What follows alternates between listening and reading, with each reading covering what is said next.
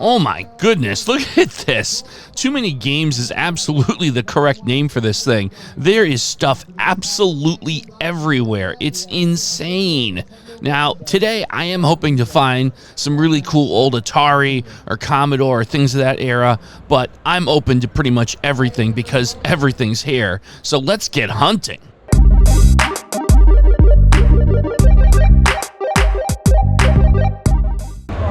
Look what we've got here. It's just the beginning of the first row, and there's at least 3 or 4 tubs of Atari, and there's some ColecoVision and Intellivision cartridges mixed in. If this is kind of a foreshadowing of the day we're going to have, it's going to be a lot of fun. Look at all those cartridges to look through. Goodness gracious. We don't see that every day. Bally Astrocade games, sealed nonetheless. Bally Astrocade came out about the same time as the original Atari in 1977 in mail order and 1978 in stores. It did not succeed in the marketplace at all and failed a few years later. If we're finding stuff this cool at the first booth, I can only imagine what we're going to find coming up.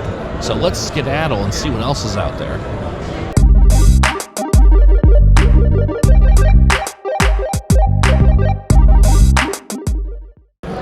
Here's some interesting boxed Commodore 64 titles. That's something you don't see every day. Look at that.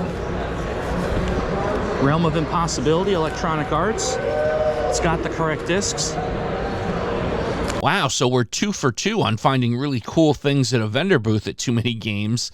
You really don't find Commodore 64 games anywhere. Yard sales, estate sales, anything like that. Most people just didn't keep them as opposed to, console video games. What was interesting about this box was not only was it Commodore 64 games that were complete, they were all very early Electronic Arts and Mindscape titles specifically, which made me wonder, did this come from someone who used to work at Electronic Arts? Possibly. Very interesting. There's probably a backstory that unfortunately I'll never know, but it was quite curious. And yes, I had to have that whole box, and I bought all of them. Let's take a look. Here we have Lock On for IBM. It's a Data East title. We have Enigma, Lynx 386, Life and Death. This was an interesting game. It was one of the first surgery simulators, and if you goofed, the person would shriek and as they departed the earth. Kind of an interesting one. Castle of the Winds, Stone Keep, Darkness, Kill Blaster.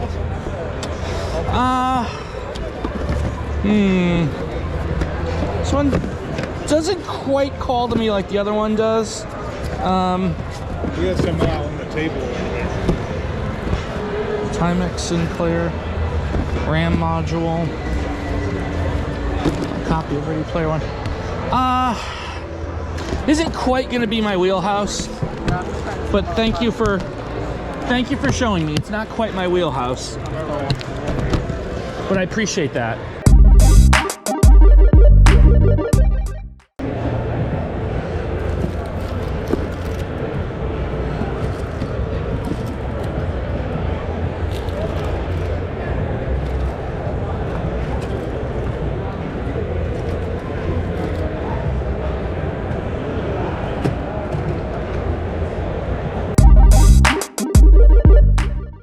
How you doing? Good, how are you? Not too bad. You guys buy stuff? I do. Just out of curiosity, would you be willing to give me an idea of what you would consider paying for what I've got? Yeah, let me see. I'm just trying to decide whether I want to consign or use as trade bait, but I'm also not totally up on the market. So I'm just curious to know what they would be worth to you. Sure. Just out of curiosity. Nice. That's nice? Okay, all right. That's cool. I haven't seen one of those before. It's really nice.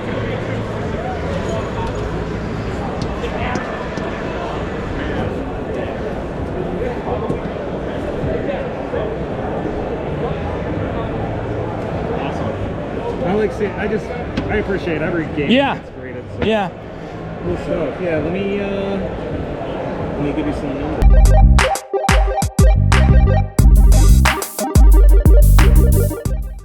Cool. All right, thank you. Appreciate the info. All right, we do have the steeplechase.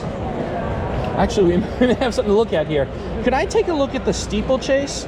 I'm wondering if the cartridge is a text or label print on steeplechase. Because I'm an old person, my passion is more Atari than Nintendo. Yeah, I've had some pretty. I had a Math Grand Prix telegames. Okay, it's a text one. That's fine, but it does have a book with it. I see that's the whatchamacallit, the catalog. Oh, it's got the book too. Yeah. Okay. That is interesting. Yeah, that Sears telegame stuff is. Yeah, well, Steeplechase was interesting. So, with the telegame stuff, with the exception of Steeplechase, all the other games were Atari games that were rebranded. For whatever reason, and there's a lot of different theories, Atari did this game specific for Sears. No one's quite sure why, but so there's no analog to that's a regular Atari box. Okay. So it's kind of a weird odd man out in Atari. And these were tough to find. I don't recall the specifics, but I believe either one or the other of these was available mail order through the Atari Age Club. So these are nice titles to have. And as an Atari collector, between that and the Steeplechase for the telegames, these are tough to find. And it looks like we've got here our first trade of the day. Yes. Thank you so much. I appreciate it. So this deserves a little bit of explanation as to what went down here. I brought a couple of sealed, graded video games that I really didn't have any interest in and was willing to trade for stuff I actually cared about. So in this case, this vendor had some really cool Atari stuff, starting with that Sears Telegames Steeplechase, which, as we noted earlier, was one of the 3 exclusive Sears titles that Atari produced. We also had the Pigs in Space and Sorcerer's Apprentice games. They did not print a whole heck of a lot of those. Now, I did incorrectly identify them as mail order exclusives. They were not, but there were a handful of games that you had to subscribe to the Atari Age magazine in order to have an opportunity to purchase through the magazine. Nonetheless, I traded a sealed NES Wall Street Kid game in exchange for the Steeplechase, the Pigs in Space, the Sorcerer's Apprentice, and also a loose NES cartridge, Battletoads and Double Dragon.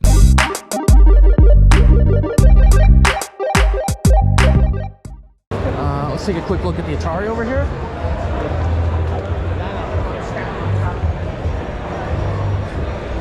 Here's some more Atari. We're looking for interesting label variants if we can find them.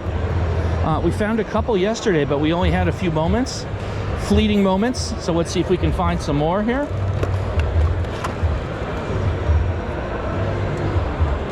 There's a picture label, Star Raiders. That's kind of cool.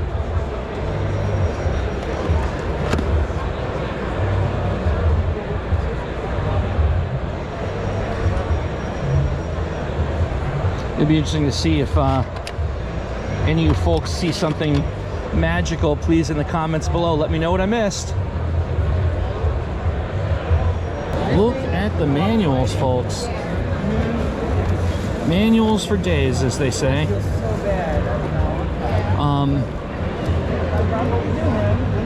Because of time, we're kind of just going really quickly through here, but you never know what you might stumble on. Not really. Not particularly.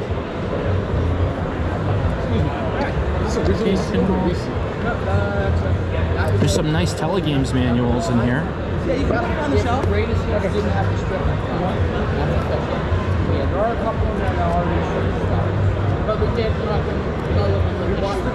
I suspect that this may be gone through, so I'm not seeing anything too crazy here. Lots of commons. I'm probably not the first person to pour through these. Some of these are very nice.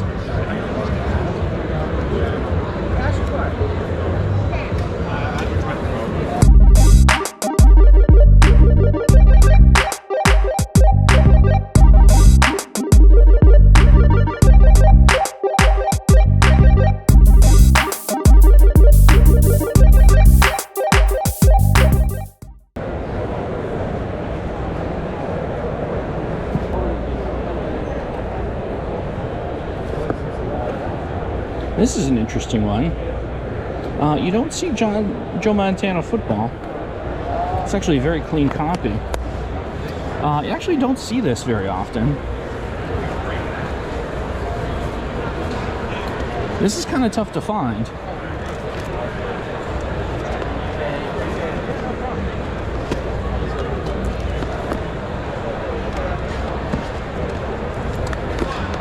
And here's another copy of Where in the World is Carmen Sandiego. This might be a pickup. Very, very clean copy.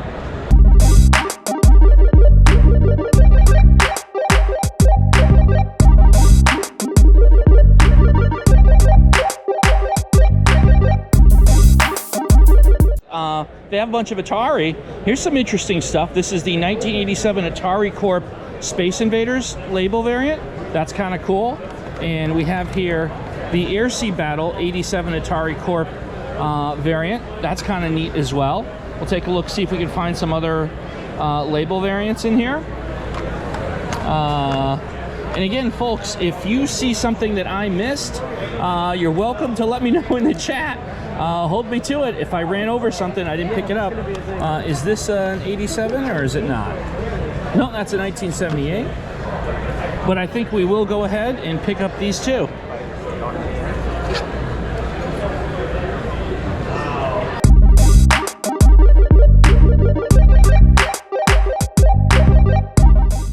Okay. On the way out, we're going to do one last look at Atari Cards.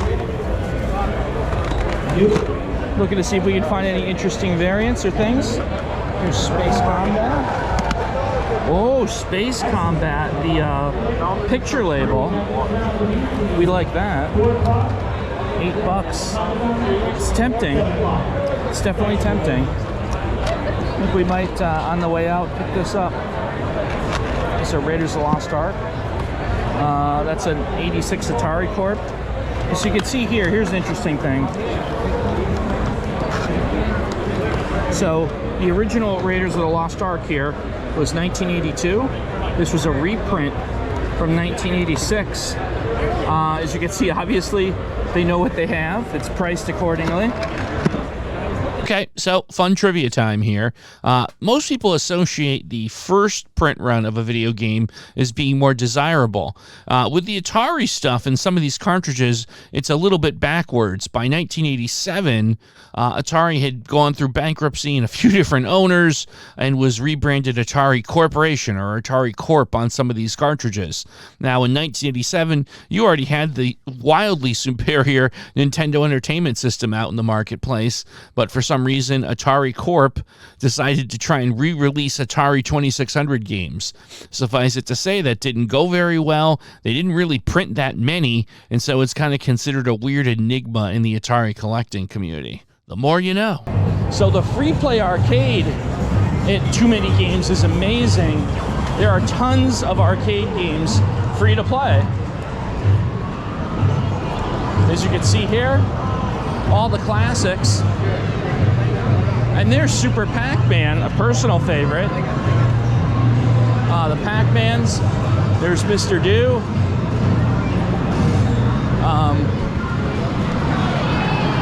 In all respects, TooManyGames is truly too many games. You can just get lost in the arcade game section here. Wow, so that was TooManyGames 2022. That was so much fun. I can't even begin to tell you what an amazing time we had at the show. It was just so large and just so much stuff to go through. So let's segue now into what did I get at TooManyGames 2022, the pickups. Let's get started. First up, we have Air Sea Battle, and there's a case of some interesting label variants. There were a number of different types of label variants. One was denoting the 1987 Atari Corp version of Atari that inexplicably re-released a bunch of these cartridges 3 years into the Nintendo Entertainment System life cycle. And you'll also notice here that there are also some variants in how the representation of the controller usage on the cartridge. One does not have the representation and one does. So you can go into quite a rabbit hole of variant collecting when you talk about these Atari cartridges and the types of labels that they have. I also found a copy of Space Invaders, also from the Atari Corp era, another called the Silver Label era, which was later on in the Atari life. So that was a cool one. Rubik's Cube is a very interesting story. It was originally called Rubik's Cube and then very shortly thereafter rebranded as Atari Video Cube after no doubt some legal disputes with the folks behind Rubik's Cube. This was also a game that was made available through the Atari Age magazine club. Very, very difficult to find the actual Rubik's Cube branded game. A little bit easier to find Atari Video Cube. So I was very happy to find a copy of this and pick it up. Next up, we've got another Joust, Atari Joust, again, a later Silver Label print, and it actually has a variant of the text on the front of the label, which is tricky to find, so I was happy to find that. Now we have a copy of Brain Games, which was one of the original Atari games. This one is a very interesting label variant, as it's an error. If you can see here on the cartridge, it says for use with paddle controllers, which is actually incorrect. Brain Games did not use paddle controllers. So it was an interesting label error version of the cartridge. A Starship, one of the very, believe it was one of the few, if not the only game that used this label design. Also one of the very first Atari games released, so it was interesting to get that. Treasure Master for the NES, a boxed version of Treasure Master. This was a fairly low print game, and it was an interesting game because it was kind of a gimmick. The idea behind Treasure Master, it was part of a sweepstakes promotion where you would purchase the game, play it through, and then send in a code that you received at the end to basically a giant sweepstakes of all the people that completed the game, and there would be a big prize for the eventual winner. So interesting situation there. You don't see a lot of Treasure Master loose, much less complete in box these days, so I was very happy to find that and put it in my collection. Next up will be the results of the trade we looked at earlier in the video, where, if you'll recall, I traded a sealed and graded copy of Wall Street Kid for the NES for a number of Atari titles, the Steeplechase, which was one of the few Sears Telegames exclusives on the Atari, and also some of the educational or children's games from the Children's Television Workshop, Sorcerer's Apprentice, and Pigs in Space. So that was a really cool pickup, as well as the NES title Battletoads and Double Dragon. Up next, we've got another label variant for Othello with the all capital letters printing, so that was cool to find. And now, up next, this was from the large box of complete in box Commodore 64 games. I was over the moon to find this and get the whole box of games for a great price. As you can see here, these are iconic titles from Electronic Arts, the very early young Electronic Arts that was more of a startup at that time than the giant mega corporation we know and love today. So here we've got Demon Stalkers, which was, I guess you could say, a Gauntlet-esque game. Of course, the Pinball Construction Set, which was an iconic title in the Commodore 64. You could actually create your own pinball game. Everyone, I think, knows Marble Madness, one of the great trackball-based Atari arcade games from the early 80s, and Sky Fox, an airplane game, also really cool and has a great place in Commodore action game history. So excellent pickups there. And then finally, we did trade a graded copy of Call of Duty for the PlayStation 2 for this absolutely gorgeous, complete in box Mike Tyson's Punch-Out for the NES, including the sought-after Letter from Mike Tyson, which was in absolutely mint condition, never unfolded. I got to tell you something. I'm glad I secured this now because Mike Tyson's Punch-Out is one of those games that just continually gets harder and harder to find in truly complete condition, and the asking price of this particular title just continues to skyrocket. So I'm glad I got it now in a trade, because I would have to hit the lottery in the not-too-distant future to get the same game. Well, folks, it was, again, an amazing time. We got some amazing pickups, had some amazing experiences. I can't say enough good things about Too Many Games 2022. I hope you'll come out next year's show. Perhaps you'll see me, and you'll be able to talk and share stories about reclaiming your retro.